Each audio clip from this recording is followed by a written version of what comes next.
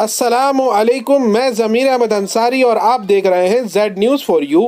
عرض یہ ہے کہ آپ نے اپنے YouTube channel Z news for you کو ابھی تک سبسکرائب نہیں کیا ہے تو ابھی کریں، اور ساتھ ہی دیے ہوئے بیل آئیکن کو بھی دبا دیں جس سے ہماری آنے والی سبھی ویڈیوز کے نوٹیفیکیشن آپ کو ملتے رہیں۔ شکریہ۔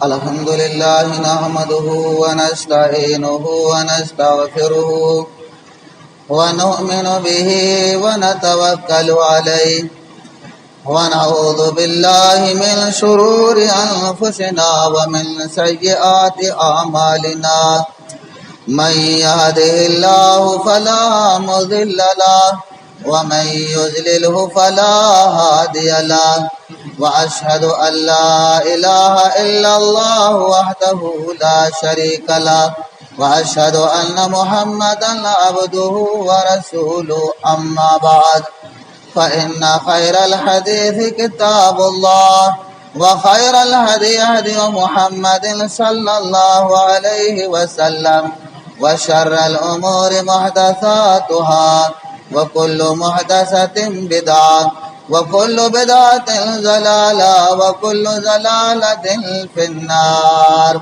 أعوذ بالله من الشيطان الرجيم، بسم الله الرحمن الرحيم۔ قاف والقرآن المجيد بل عجبوا أن جاءهم منذر منهم فقال الكافرون هذا شيء عجيب أإذا متنا وكنا ترابا ذلك رجع بعيد قد علمنا ما تنقص الأرض منهم وعندنا كتاب حفيظ بل كذبوا بالحق لما جاءهم فهم في أمر مريج أفلم ينظروا إلى السماء فوقهم كيف بنيناها وزيناها وما لها من فروج والأرض مددناها وألقينا فيها رواسي وأنبتنا فيها من كل زوج بهيج تبصرة وذكرى لكل عبد منيب ونزلنا من السماء ماء مباركا فأنبتنا به جنات وحب الحصيد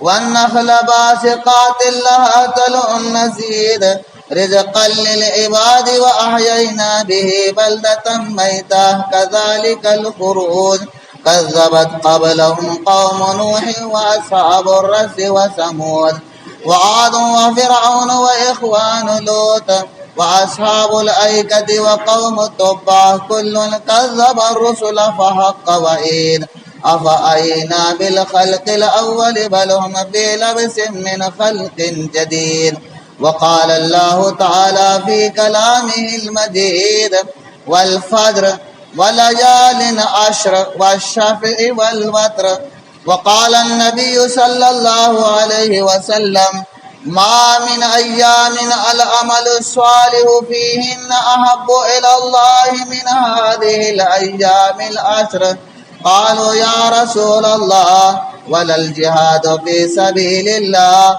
قال ولا الجهاد في سبيل الله قال إلا رجل خرج بنفسه وماله فلم يرجع من ذلك بشيء رواه البخاری۔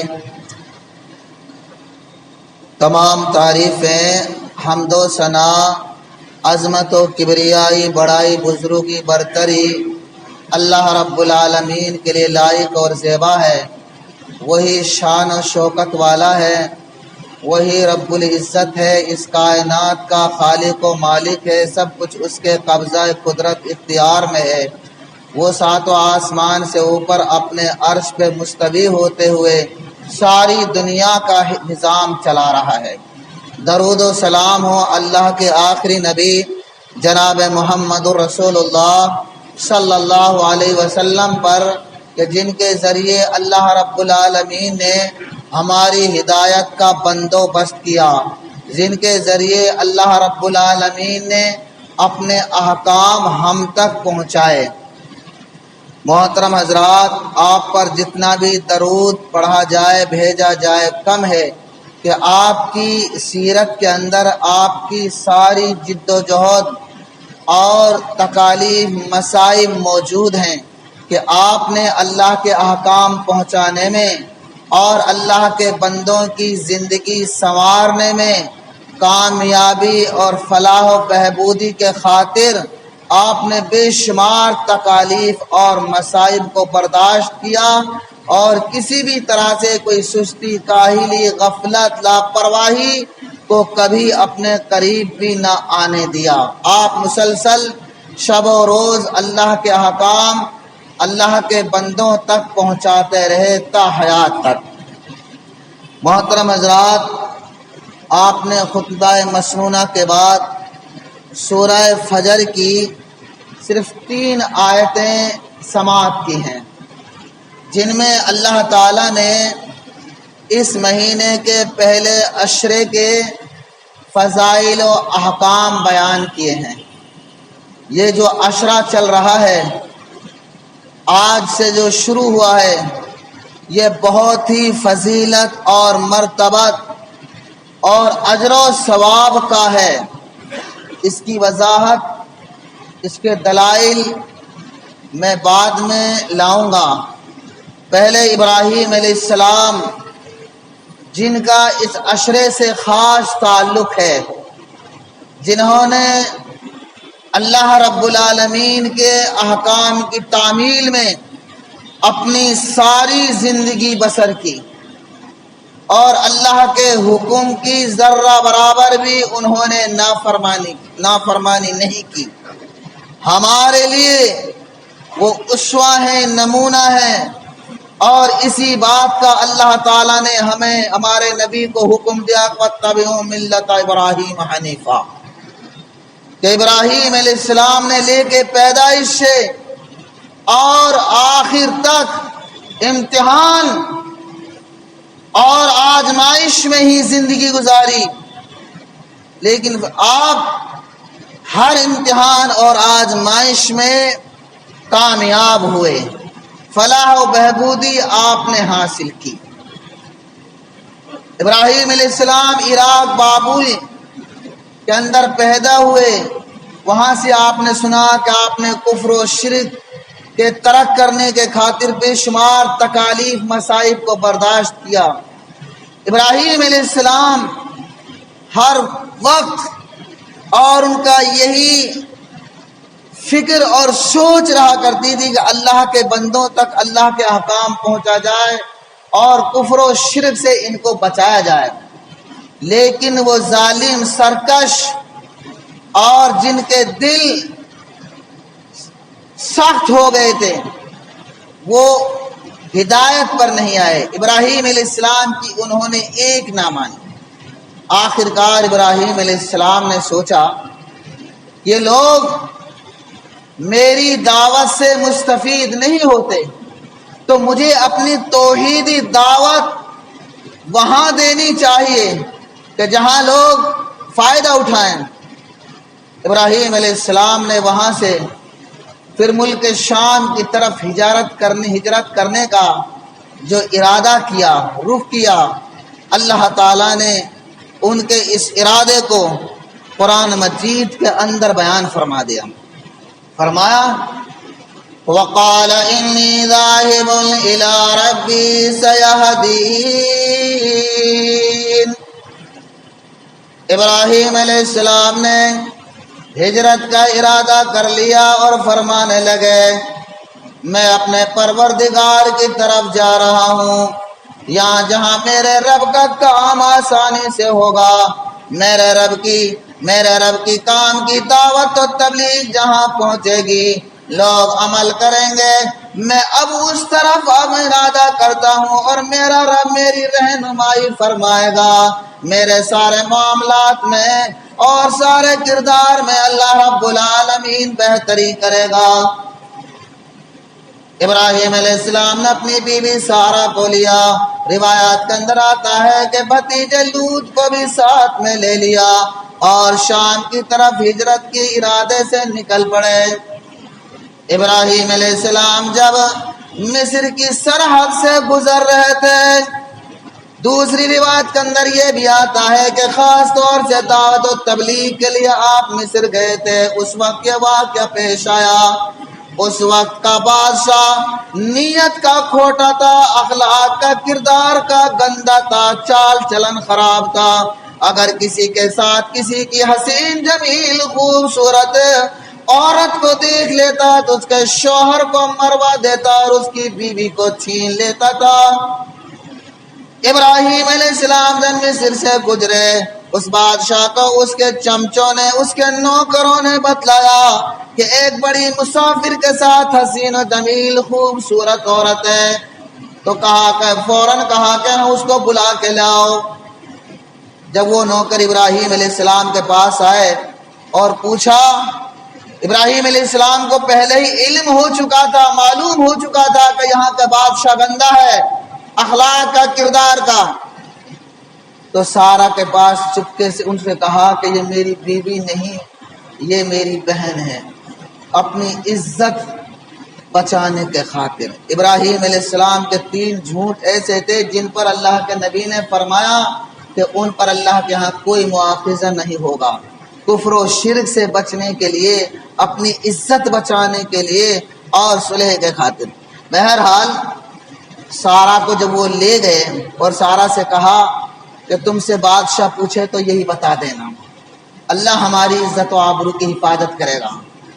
سارا کو جب وہ بادشاہ کے نوکر لے گئے، ابراہیم علیہ السلام دعا و مناجات میں مشغول ہو گئے، اللہ رب العالمین سے فریاد کرنے لگے، اللہ رب العالمین سے دعا مانگنے لگے، الہ العالمین میری عزت و آبرو کی حفاظت فرما، اس وقت کے یہ ظالم ہیں، بدماش ہیں، عیاش ہیں، مکار ہیں، الہ العالمین ان کے ظلم و ستم سے ہماری عزت و آبرو کی حفاظت فرما۔ اللہ رب العالمین نے ابراہیم کی دعا کو قبول فرما لیا، شرف قبولیت عطا فرما دی۔ جب سارا ان کے پاس گئی، وہ بادشاہ پوری نیت سے سارا کی طرف چلنے لگا تو اللہ رب العالمین کا قہر و عذاب اس پر نازل ہو گیا۔ اللہ رب العالمین نے ان کو پکڑ لیا، اس کے ہاتھ پیر اکڑ گئے اور دھڑام دین سی زمین پر گر پڑا، کپ کپ آنے لگا، گھبرانے لگا اور کہنے لگا تو اللہ کی بندی آپ اللہ سے دعا کیجئے کہ اللہ تعالیٰ مجھے اس عذاب سے، سزا سے چھٹکارا دے دے، لیکن میں تیرے ہاتھ بھی نہیں لگاؤں گا۔ سارا نے بھی سوچا کہ بدبخت اگر مر گیا تو لوگ طرح طرح کی باتیں منائیں گے، میرا بارے میں طرح طرح سی باتیں کریں گے۔ اللہ سے دعا کی، اللہ نے دعا قبول کی، وہ صحیح ہو گیا۔ پھر دوبارہ اس نے ایسی حرکت کرنا چاہیے، پھر دوبارہ اللہ کا عذاب آ رہا ہے۔ آخر کار اللہ تعالیٰ نے سارا کی عزت و آبرو کی حفاظت کی اور ان کے دل و دماغ میں سارا کی عزت و آبرو کا مقام پیدا کر دیا۔ یہ کوئی اللہ کی نیک بندی پارسا ہے، عزت مند خاتون ہے جس کے اللہ رب العالمین نے عزت کی حفاظت فرمائی ہے۔ جو لوگ اپنی عزت و آبرو کی حفاظت کرتے ہیں یا کرتی ہیں، اللہ بھی ان کی عزت و آبرو کی حفاظت کرتا ہے۔ جن لوگوں کو اپنی عزت و آبرو کا کوئی خیال نہیں ہوتا، ان کو بھی اللہ رب العالمین مہلت دے دیتا ہے، وہ خود دنیا کے اندر ہی ذلیل و خوار ہوتے ہیں۔ چھچورے جو ہوتے ہیں، چھیڑ خانی جو کرنے والے ہوتے ہیں، جو شرری ہوتے ہیں، بدماش ہوتے ہیں، اخلاق کردار کے گندے ہوتے ہیں، وہ بھی انہی کو چھیڑتے ہیں جن کے بارے میں ان کو پتا ہوتا ہے کہ یہ بھی ہم جیسا ہے یا یہ بھی ہم جیسی ہے، ورنہ عزت و آبرو کی طرف کوئی ٹیڑھی نگاہ کر کے بھی نہیں دیکھ سکتا۔ سارا کی عزت و آبرو کی حفاظت فرمائی اللہ نے اور ان ظالم بادشاہ کے دل میں ایسا مقام دے دیا کہ جاؤ ان کو باعزت جہاں سے لایا وہیں چھوڑ کے آؤ اور ساتھ میں جاؤ، اور بطور خادم آ کے اپنی لونڈی یا نوکرانی ہاجرہ کو بھی بطور تحفہ گفٹ عنایت کر دیا۔ ایسی عزت دی کہ یہ بطور خادمہ تم کو عنایت کرتا ہوں کہ جب تک تم رہو گی تمہاری یہ خدمت کرتی رہے گی۔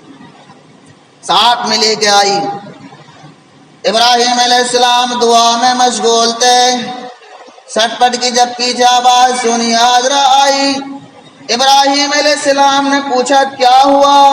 فرمایا اللہ رب العالمین نے عزت و آبرو کی حفاظت فرمائی ہے اور بطور خادمہ کے یہ لڑکی ہمیں عنایت کی ہے۔ ابراہیم علیہ السلام نے اللہ کا شکر ادا کیا اور پھر وہاں سے شام گئے دونوں۔ پھر حاجرہ نے خود کہہ کر، سارا نے خود کہہ کر حاجرہ کا بھی ابراہیم علیہ السلام سے نکاح کرا دیا کہ جس طرح میں ہوں یہ بھی کسی کی بیٹی ہے، اس کو بھی ضرورت ہے۔ آخر کار نکاح کرا دیا، دونوں رہنے لگی۔ ابراہیم علیہ السلام وہاں اللہ رب العالمین کی دین توحید کی دعوت و تبلیغ کرتے رہے۔ 90 سال کی عمر ہو گئی، دل میں خیال آیا اب بڑھاپے کی عمر شروع ہو گئی ہے، اب میرے بعد میں دعوت و تبلیغ کا کام کون کرے گا؟ اولاد کوئی نہیں۔ ہر انسان کی آرزو ہوتی ہے، تمنا ہوتا ہے، جو بھی جس کا مشن ہے، ملازم ہے چاہے نوک مزدور ہے، چاہے وہ تاجر ہے، چاہے ملازم، کوئی بھی ہے تو میرے بعد اسی کام ایسا ہی میرا بیٹا بنے۔ اگر کوئی مولوی ہے تو چاہتا کہ میرا بیٹا عالم بنے، اگر کوئی سرکاری ملازم ہے تو اس کوشش میں رہتا ہے کہ میرا بیٹا سرکاری ایسا ہی ملازم بنے، اگر کوئی تاجر ہے تو وہ چاہتا ہے کہ میرے جیوتے ہی میرا بیٹا میرا آفس میں بیٹھ جائے۔ ہر آدمی کی، نیک لوگوں کی خواہشت ہوتی ہے کہ میرے بعد میرا بیٹا ہی ایسے دین کا کام کرتا رہے۔ اللہ رب العالمین کے دربار میں ہاتھ اٹھائے، فریاد کی، رب ہب لی من الصالحین، اے میرے پروردگار مجھے نیک صالح اولاد عطا فرما۔ فبشرناہ بغلام حلیم۔ ایک بات قابل غور ہے، دعا اولاد کے لیے دعا مانگی تو صالح کا لفظ استعمال فرمایا۔ اگر اولاد نیک ہے، صالح ہے، والدین کی مطیع و فرما بردار ہے تو والدین کے لیے زندگی میں باعث وہ ٹھنڈک ہے، راحت و آرام، سکون، اطمینان کے لیے وہ باعث ہے، سبب ہے۔ اور اگر اولاد صالح نہیں ہے، نافرمان ہے، تو وہ بجائے راحت و آرام کے اور مصیبت ہے، اور مصیبت ہے، پریشانی ہے، ذلت اور رسوائی کا باعث ہے۔ اگر آپ کی اولاد نیک صالح والدین کی مطیع فرما بردار ہے، تعلیم حاصل کرتی ہے، اچھے کام کرتی ہے، سب کرنا، اولاد کے لیے دنیا میں عزت کا سبب بن جاتی ہے کہ فلانے کا بیٹا ہے پڑھ لکھ کے ملازم بن گیا ہے، یا فلانے کا بیٹا دیکھو کتنے اچھے کام کرتا ہے۔ اور اگر وہی چور ڈکے شرابی کبابی بن جائے، وہی ذلت و باعث کا سبب بن جائے گا۔ اور اسی میں بس نہیں، ذلت اور رسوائی نہیں، باہر بھی گھر میں بھی پریشان کرے گا، مصیبت بنے گا، لگڑے گا، جھگڑے گا، ماں باپ کی نافرمانی کرے گا۔ بات تو اتنے بدبخت ہوتے ہیں، ماں باپ تک کو گالی گلوچ دے دیتے ہیں اور ماں باپ تک پہ ہاتھ اٹھا دیتے ہیں۔ جو ایسے بدبخت ہوتے ہیں، 3-4-5 گناہ ایسے ہیں، جن میں سے ایک گناہ یہ بھی ہے کہ جو اپنے ماں باپ کو ستاتا ہے، ظلم و زیادتی کرتا ہے، اللہ کا اس پر دنیا میں ہی قہر و عذاب پڑتا ہے۔ جو اپنے ماں باپ کو تکلیف پہنچاتا ہے، ستاتا ہے۔ تو فرمایا کہ ابراہیم علیہ السلام نے اولاد مانگی، ربی حب لی من الصالحین، اللہ نیک اولاد فرما۔ تو جب بھی اولاد کی دعا مانگو تو صالح کا لفظ ضرور استعمال کرو، اور پھر صالح کے ساتھ ساتھ اولاد کی تربیت بھی کرو، اولاد کو اچھی تربیت دو، بٹھا کے ان کو اچھی باتیں بتلاؤ، بیکار باتیں نہیں۔ یہ تربیت اولاد ضروری ہے کہ جن کی اولاد اکثر خراب ہوتی ہے، بگڑتے ہیں، والدین کی ان کے بارے میں خود قصوروار ہوتے ہیں، ان کی تربیت اچھی نہیں کی۔ ورنہ بچے چھوڑے چھوڑے جو بچے ہوتے ہیں وہ ایک کورے کاغذ کی طرح سے ہوتے ہیں، جیسا آپ ان کے سامنے لکھو گے، کورے کاغذ پہ لکھو گے کالے سے لال سے قلم سے، وہ سی ہی تحریر لکھائی آئے گی۔ ایسے ہی بچے ہوتے ہیں، جب ان کو پیار سے سمجھاؤ کہ یہ غلط کام نہ کرو، اللہ ناراض ہوگا، لوگ ذلیل کریں گے، لوگ تمہیں برا کہیں گے، اچھے کام کرو لوگ بھی تمہیں عزت دیں گے، تو بچوں کا دماغ ان باتوں کو بہت جلد پکڑتا ہے۔ تو یہ اگر جن کی اولاد بگڑتی ہے، خراب ہوتی ہے، اکثر ان کے قصوروار شریعت نے ماں باپ کو ہی بتلایا ہے۔ بچے ہیں گھر میں اور اب بچوں کے سامنے گٹکے کھا رہا ہے، بیڑی سگریٹ پی رہا ہے اور بیوی کو بک رہا ہے، طرح طرح کے لوگوں کے بارے میں غلط بیانی کر رہا ہے، تو وہی بچوں پر اثرات آئیں گے۔ تو بچوں کے سامنے کبھی بھی کوئی غلط بات نہیں لانی چاہیے۔ تو اللہ سے دعا کی کہ ربی حبلی من الصالحین، اللہ نے ایک اولاد عطا فرمائی۔ اللہ رب العالمین نے بھی خوشخبری کیسی دی، فبشرناہ بغلام حلیم۔ ابراہیم تو نے نیک اولاد مانگی تو سن، ہم نے بھی تجھے پردبار، حلیم، نرم مزاج، مطیع و فرما بردار بیٹے کی خوشخبری عطا کر دی۔ جا تیرے لیے بیٹا عطا کر دیا، اور بیٹا بھی مطیع و فرما بردار ہوگا، نرم مزاج ہوگا، نیک صالح ہوگا، جیسا مانگا ویسے ہی ہم نے عطا کر دیا۔ اب اللہ رب جب بیٹا شیر خوارگی کے عالم میں تھا، اللہ رب العالمین کو بھی حجاز میں مکہ بسانا تھا، اللہ کا حکم آ گیا، امر آ گیا کہ ابراہیم اب ہاجرہ کو، شیر خوار بچے کو، اسماعیل کو وہاں لے جاؤ، حجاز کے اندر اس جگہ پہ جا بساؤ۔ آج جہاں ابراہیم علیہ السلام نے ایک مشکیجے میں پانی لیا، ایک تھیلے میں چند کھجوریں لی، حاضر زکات جب کہیں چلو سفر پہ چلنا ہے، لے گئے، اور جہاں مکہ آباد ہے، اجاڑ بیابان، جنگل ویران، دور دراز تک کوئی بستی نہیں، کوئی انسان نظر نہیں آتا تھا۔ ایک درخت کے نیچے چھوڑ دیا اور چھوڑ کر جانے لگے۔ ہاجرہ بھی پیچھے پیچھے چلنے لگی، کہنے لگی او ابراہیم، یہ اجاڑ بیابان، جنگل ویران، دور دراز تک کوئی بستی نظر نہیں آتی، پہاڑیاں ہی پہاڑی، ریت کے ٹیلے ہی تودے ہی ٹیلے نظر آتے ہیں، آپ ہمیں میرے بچے کو، اپنے بچے کو اس ویران جنگل میں چھوڑ کر کہاں جا رہے ہو؟ ابراہیم نے ایک نہ سنی، پیچھے مڑ کے نہیں دیکھا اور چلتے رہے۔ آخر کار نے کیا اللہ کا حکم ہمارے ساتھ کرنے کا، یہاں چھوڑنے کا ایسا ہی ہے؟ ابراہیم نے کہا کہ ہاں ایسا ہی ہے۔ کیا ایمان والی عورت تھی، کیا استقامت والی عورت تھی، اللہ والی تھی۔ جب اللہ کا حکم ہے تو اللہ ہمیں پھر ضائع نہیں کرے گا، اللہ ہماری حفاظت کرے گا، چاہے یہاں بے شک اجاڑ بیابان ہے، جنگل ویران ہے، لیکن جب اللہ کا حکم ہے تو اللہ ہی ہماری حفاظت کرے گا۔ چھوڑ کر چل دیے، اور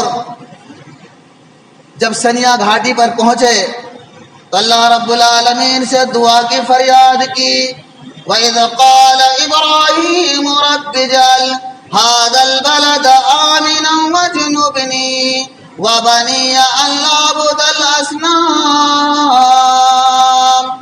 الہ العالمین پہلی دعا کی، الہ العالمین اس شہر کو امن والا بنا کے رکھنا۔ اللہ نے دعا قبول کی۔ دیکھو انسان کی زندگی کے لیے سب سے بڑی چیز امن ہے، سکون ہے، اس کے ساتھ اور بھی نعمتوں سے آدمی پھر فائدہ مند ہے۔ اگر زندگی میں امن ہے، سکون ہے، تو اور نعمتوں سے بھی اس کو فائدہ پہنچے گا۔ اگر امن نہیں ہے تو اور نعمتیں بھی اس کو بیکار لگیں گی۔ آپ کے گھر کے اندر ساری نعمتیں، کھانے پینے رہنے سہنے کی سب ہیں، لیکن ڈر ہے، خوف ہے کہ کوئی دروازہ توڑ کر کوئی چور نہ آ جائے، کوئی ڈکیت نہ آ جائے، کوئی حملہ نہ کر دے، میں چلا جاؤں پیچھے سے میری بہو بیٹی کی آبرو پر کوئی حملہ نہ کر دے۔ امن نہیں ہے تو کچھ بھی نہیں ہے۔ ابراہیم علیہ السلام نے اللہ سے سب سے پہلے دعا مانگی امن کی، کہ اللہ اس شہر کو دہشت گردی سے، چوروں سے، لٹوروں سے، آتنکیوں سے، ہر طرح سے حفاظت کرنا۔ اور دوسری دعا وَجُنُبْنِي وَبَنِيَّ أَن نَّعْبُدَ الْأَصْنَامَ۔ اور امن کس سے ختم ہوتا ہے؟ یہ بات قابل غور ہے۔ جھگڑالو، فسادی، لچا نکما کون ہوتا ہے؟ مشرک ہوتا ہے جو اللہ کے علاوہ لکڑ کی، پتھر کی، درخت کی، جانور کی پوجا کرتا ہے۔ مومن آدمی کبھی جھگڑالو نہیں ہوگا، فسادی نہیں ہوگا۔ اس لیے ابراہیم علیہ السلام نے دوسری دعا کی تھی کہ الہی مجھ کو اور میری اولاد کو بتوں کی بت پرستی سے، کفر و شرک سے بچا کے رکھنا۔ امن آئے گا ایمان سے، صرف اللہ کی عبادت کرنے سے، اللہ کو حاجت روا مشکل کشا سمجھنے سے، اور جو شرک کرے گا اللہ کے علاوہ کسی اور، وہ اکثر و بیشتر جھگڑالو پائے گا۔ تو دو دعا اللہ نے قبول کی۔ ربنا انی رب انہن وَإِذْ قَالَ إِبْرَاهِيمُ رَبِّ اجْعَلْ هَٰذَا الْبَلَدَ آمِنًا وَاجْنُبْنِي وَبَنِيَّ أَن نَّعْبُدَ الْأَصْنَامَ رَبِّ إِنَّهُنَّ أَضْلَلْنَ كَثِيرًا مِّنَ النَّاسِ فَمَن تَبِعَنِي فَإِنَّهُ مِنِّي وَمَنْ عَصَانِي فَإِنَّكَ غَفُورٌ رَّحِيمٌ۔ ابراہیم نے بچپنے سے ہی پہلے کفر و شرک کے سارے معاملات دیکھے تھے۔ الہ العالمین اس بت پرستی نے بہت سے لوگوں کو گمراہ کر دیا ہے، لیکن میں تجھ سے فریاد کرتا ہوں کہ الہ العالمین نے مجھے، میری اولاد کو یہاں کے بسر والوں سے حفاظت فرمانا۔ جو میری بات مانے گا وہ میرا ہے، امن میں رہے گا۔ جو میری بات نہیں مانے گا، نافرمانی کرے گا، تو الہ العالمین میں تجھ سے فریاد کرتا ہوں کہ اللہ اس کے بارے میں میرا مواخذہ نہ کرنا، میں اس سے بری ہوں۔ لا تو بخشنے والا اور رحم کرنے والا ہے، مجھ پہ تو رحم فرمانا۔ مشرک پہ بدبخت اللہ کا قہر و عذاب دنیا میں بھی آخرت میں بھی پڑتا ہے، لیکن اللہ مجھے ان کے بارے میں معاف کرنا اور مجھ پر رحم رکھنا۔ ربنا انی اسکنت من ذریتی بواد غیر ذی زرع عند بیتک المحرم۔ الہ العالمین تیرے گھر کے پاس میں نے اپنی اولاد کو بسایا ہے۔ الہ العالمین جہاں نہ کھیتی ہے نہ باڑی ہے، ویران جگہ ہے، کچھ بھی نہیں ہے، اور اس لیے بسایا ہے کہ لیقیم الصلاۃ، تاکہ یہ نماز پڑھیں، نماز قائم کر دیں۔ فَجَعَلْ أَفْئِدَةً مِّنَ النَّاسِ تَهْوِي إِلَيْهِمْ وَارْزُقْهُم مِّنَ الثَّمَرَاتِ لَعَلَّهُمْ يَشْكُرُونَ۔ الہ العالمین یہ نماز پڑھے، الہ العالمین تیری نعمتوں کی شکریہ ادا کرے۔ تجھ سے فریاد کرتا ہوں اے الہ العالمین، اس شہر کی اور اپنی اس گھر کی الفت و محبت لوگوں کے دلوں میں ڈال دے۔ اللہ لوگوں کے دل اس کی طرف مائل کر دے۔ آج ابراہیم علیہ السلام کی دعاؤں کے اثر ہے جو دنیا کے گوشے گوشے سے لوگ اپنے خرچہ پانی کے انتظام کر لاکھوں کی تعداد میں وہاں پہنچتے ہیں۔ اور پھر فرمایا فَارْزُقْهُم مِّنَ الثَّمَرَاتِ، اللہ ان کی روزی میں کمی نہ آنے دینا، پھلوں کی بھی دینا، غلوں کی بھی دینا، جو بھی یہ چیز سب عطا کرنا، اور ان کو پھر اس کے ساتھ شکریہ کی بھی ادا کرنے کی توفیق دینا۔ آج ابراہیم کی دعاؤں کا اثر ہے جو وہاں پھل فروٹ کے کوئی باغات نہیں، کوئی کھیتی باڑی نہیں، دنیا کا سب سے اچھا پھل اور ذائقہ دار اور بہترین عمدہ اور غلہ، ساری کھانے پینے کی چیزیں وہاں پہنچ کے رہتی ہیں، اور پھر لاکھوں کی تعداد میں انسان رہتے ہیں، کھانے پینے کی چیزوں میں کوئی کمی نہیں آتی۔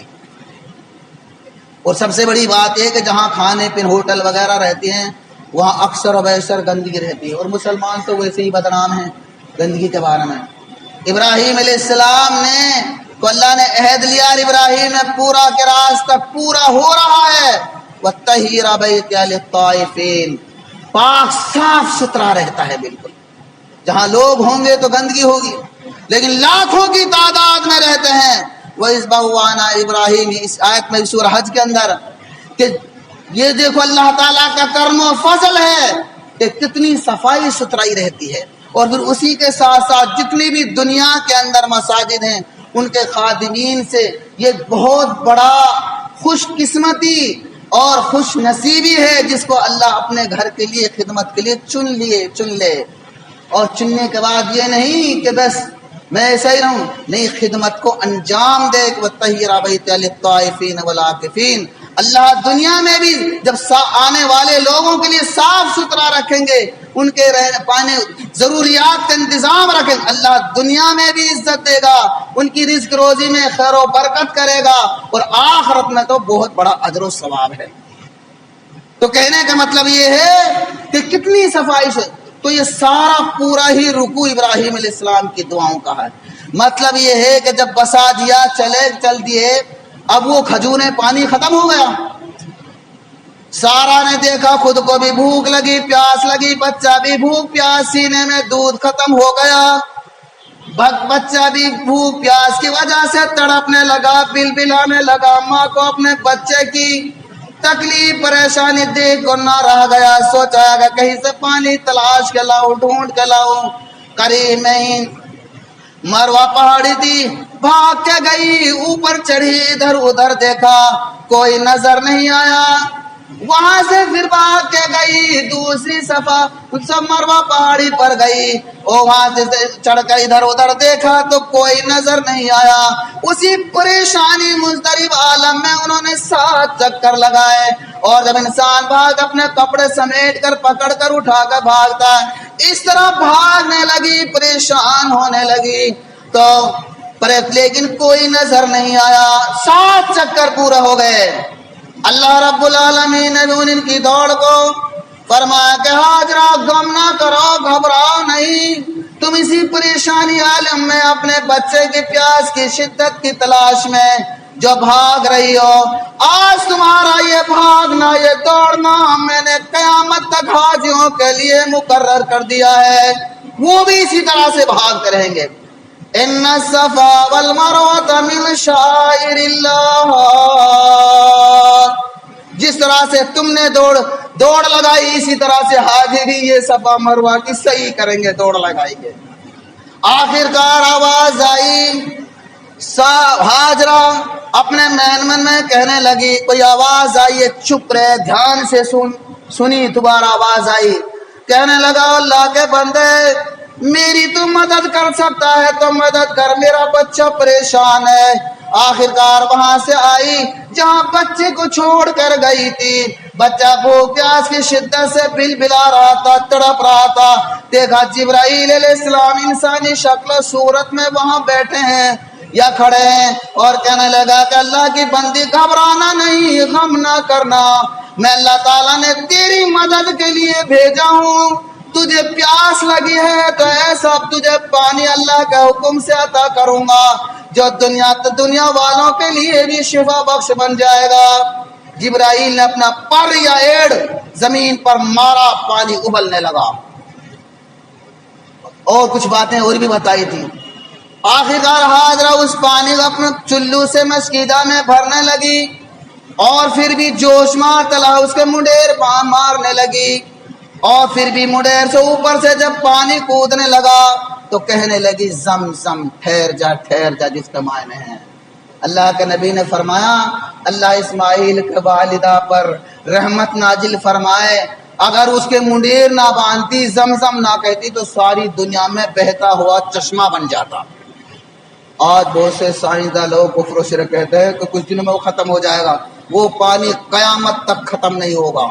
چالوں لاکھوں کروڑوں انسان اس سے پیتے رہیں، اور اس کے اندر شفا ہے، بھوکوں کے لیے کھانا کا کام کرتا ہے. جس نیت سے آب زمزم کی روایت کے اندر خصوصیات ہیں جو آپ سنتے رہتے ہیں.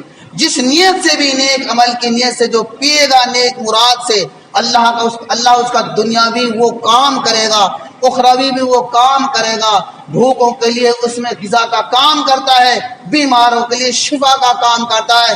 اس روئے زمین پر سب سے بہتر اور اچھا عمدہ وہ پانی ہے.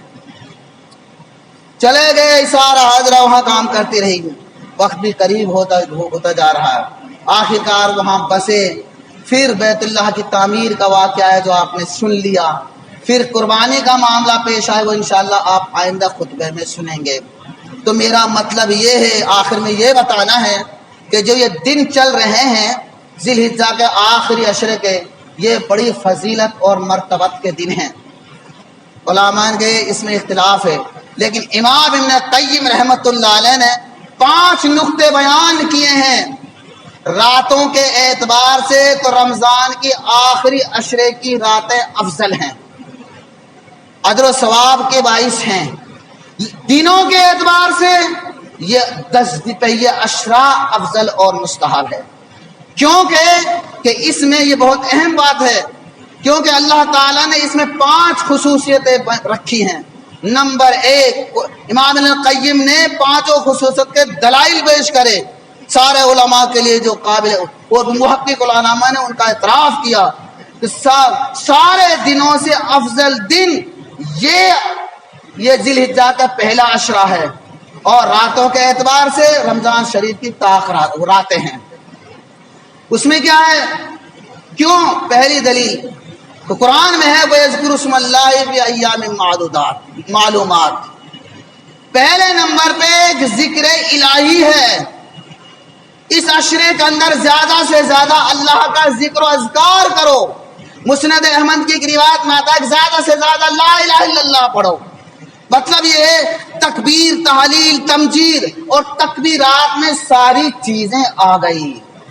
جتنا بھی آپ سے ہو سکے اس عشرے کے اندر تکبیرات پڑھتے رہو.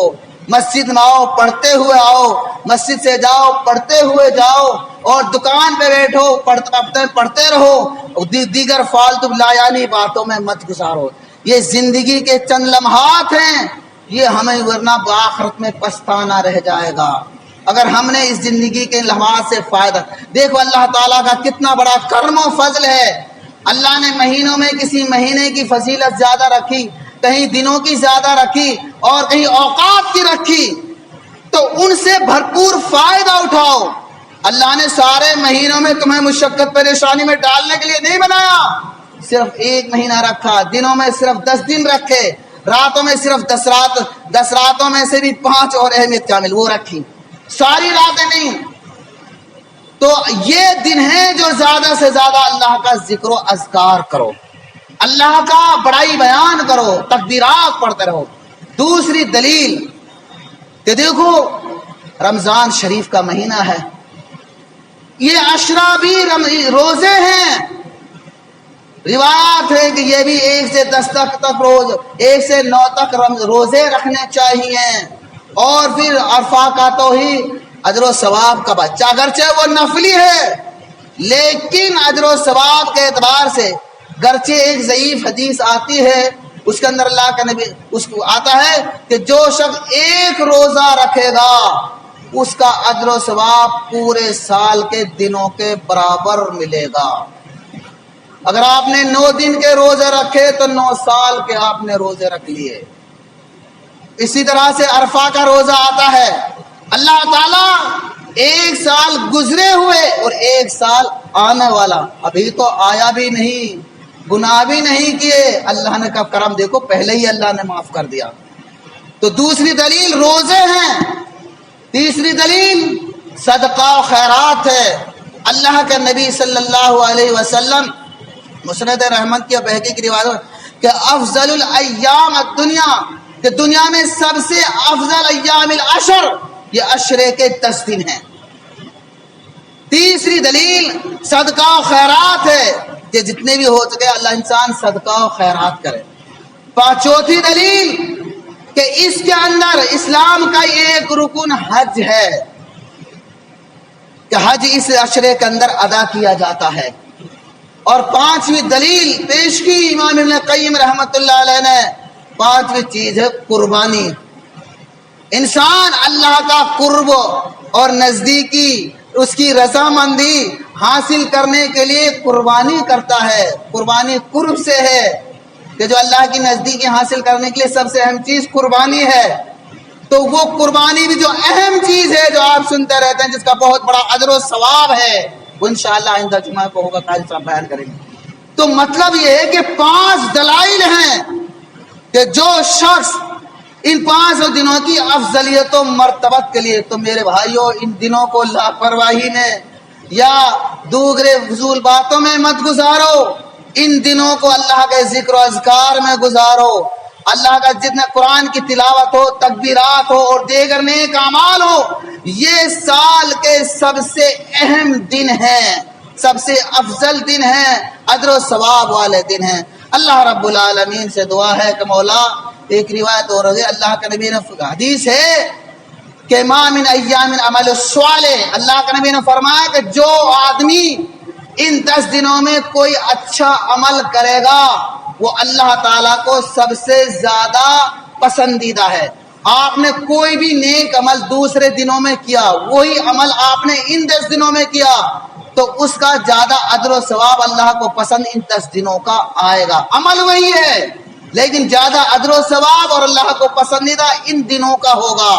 صحابہ کرام بولے یا رسول اللہ کہ جہاد بھی نہیں؟ آپ نے فرمایا کہ ہاں جہاد بھی نہیں، جو آدمی اپنی مال جان سب کچھ قربان کرنے کی ارادے سے جاتا ہے۔ فرمایا کہ اللہ خرج رجل من نفسه، مگر وہ شخص جو جائے اور وہیں شہید ہو جائے، اس کا مال جان کچھ واپس نہ آئے، وہ اس سے مستثنی ہے۔ تو مطلب یہ ہے کہ ایام بڑے اجر و ثواب کے ہیں، فضیلت کے ہیں، زیادہ سے زیادہ ان میں نیک اعمال کرو۔ اللہ رب العالمین سے دعا ہے کہ مولا قرآن سنت کے مطابق ہمیں زندگی گزارنے کی توفیق عطا فرما، بدعات خرافات سے ہماری حفاظت فرما۔ مولا کریم ان 10 دنوں کو ہمیں اجر و زیادہ سے زیادہ ذکر و اذکار اور دیگر نیک اعمال میں گزارنے کی توفیق عطا فرما، ہر برائی سے ہماری حفاظت فرما۔ وآخر دعوانا ان الحمدللہ رب العالمین۔ ایک بار پھر آپ سے ریکویسٹ ہے کہ آپ اپنے اس یوٹیوب چینل کو سبسکرائب کریں، لائک اینڈ شیئر ضرور کریں۔ شکریہ۔